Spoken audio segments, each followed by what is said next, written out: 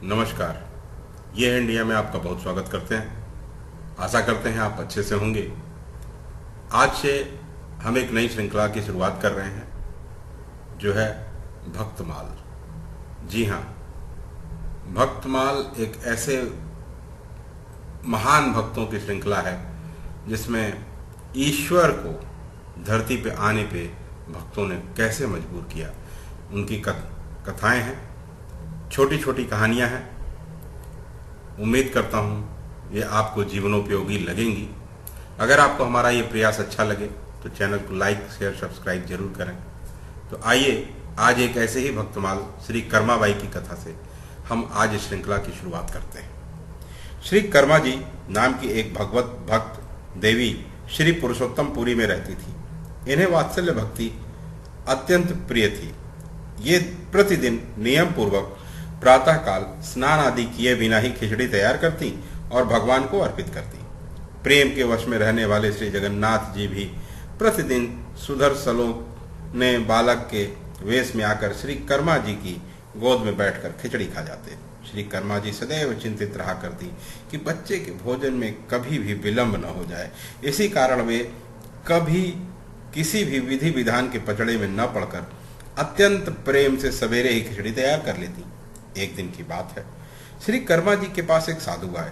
उन्होंने अपवित्रता के साथ खिचड़ी तैयार करके भगवान को अर्पण करते देखा।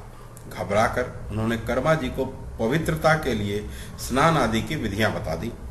श्रीमती भक्तिमती श्री कर्मा जी ने दूसरे दिन वैसा ही किया, पर इस प्रकार खिचड़ी तैयार करते उन्हें देर हो गई। उस समय उनका हृदय रो उठा। मेरा प्यारा श्याम सुंदर भूख से छटपटा रहा होगा। श्री कर्मा जी ने दुखी मन से श्याम सुंदर को खिचड़ी खिलाई।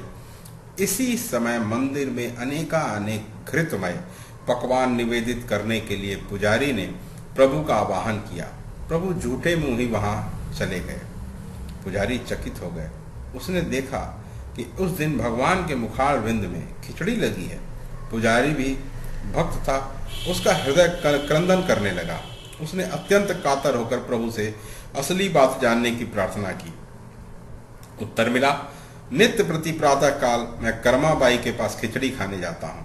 उनकी खिचड़ी मुझे बड़ी मधुर और प्रिय लगती है, पर आज एक साधु ने जाकर उन्हें स्नान आदि की विधियां बता दी, इसलिए खिचड़ी बनने में देर हो गई, जिससे मुझे क्षुधा का कष्ट तो हुआ ही, शीघ्रता में जूठे मुंह ही आ जाना पड़ा।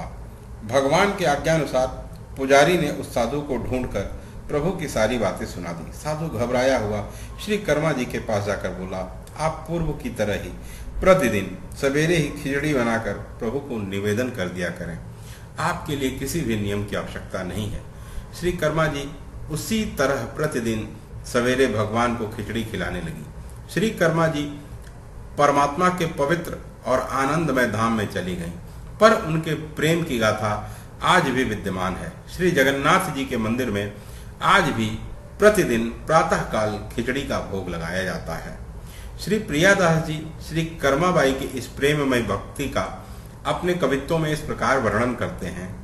होती एक बाई ताको कर्मा, सुनाम जानी बिना रीति भागी, भांति भोग खिचड़ी लगा वही, जगन्नाथ देव आपहु भोजन करत नीक है, जिते लगे भोग तामै यह अति भावही, गयो तहाँ साधु मानी बड़ो अपराध करे, भरे बहु स्वांस सदाचार लय सिखावही, भई यो अबार देखे खोल के किवार जुपे, जूठन लगी है मुख धोए बिनु आवही, पूछी प्रभु भयो कहाँ कहिए प्रगट खोली, बोलहूँ न आवे हमें देखी नई रीति है, कर्मा सुनाम एक खिचड़ी खवा है मोही, मैं हूँ नित पाऊँ जाई जानी साची प्रीति है, गयो मेरो संत रीति भांति सो सिखाई आयो, मत मोह अनंत बिनु जान यो अनीति है, कही वही साध सो जो साधि आवो वही बात, जाई के सिखाय ही आए बड़ी भीति है। तो इस प्रकार कर्माबाई की ये सुंदर कथा भक्ति की आपके समक्ष प्रस्तुत की गई। इस तरह से तमाम भक्तमाल की कथाएं आपके सामने अब नित्य प्रस्तुत होंगी। तब तक के लिए अगली कथा के लिए हमें आज्ञा दें। धन्यवाद।